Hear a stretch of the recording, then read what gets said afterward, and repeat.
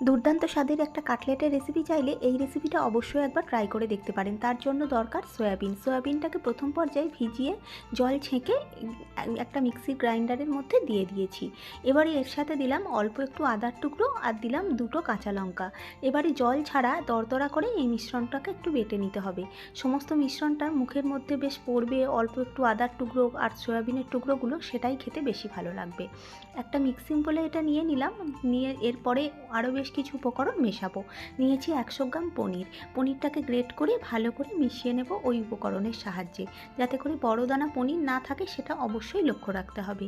এর সাথে দেব স্বাদ অনুযায়ী লবণ, দেব 1/4 টিস্পুনের মতো ধনের গুঁড়ো, 1/4 টিস্পুন জিরের গুঁড়ো, 1/4 টিস্পুন মিট মশলা, যে কোনো কোম্পানির মিট মশলা এক্ষেত্রে ব্যবহার করা যেতে পারে, আর দেবো 1/4 টিস্পুন গরম মশলার গুঁড়ো।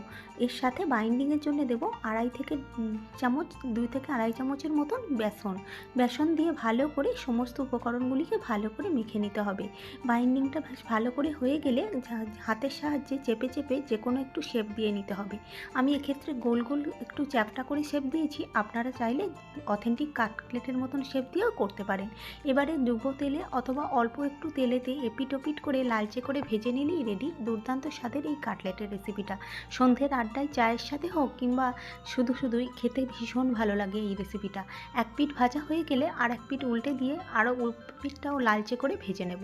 আজকের এই রেসিপির পর্ব আপনাদের কেমন লাগলো অবশ্যই কমেন্ট করে জানাবেন। ভালো লাগলে লাইক ও শেয়ার করে আমার পাশে থাকবেন। আমার থেকে নিত্য নতুন রেসিপির ভিডিও পাওয়ার জন্য চ্যানেলটা সাবস্ক্রাইব করে নেবেন। ধন্যবাদ।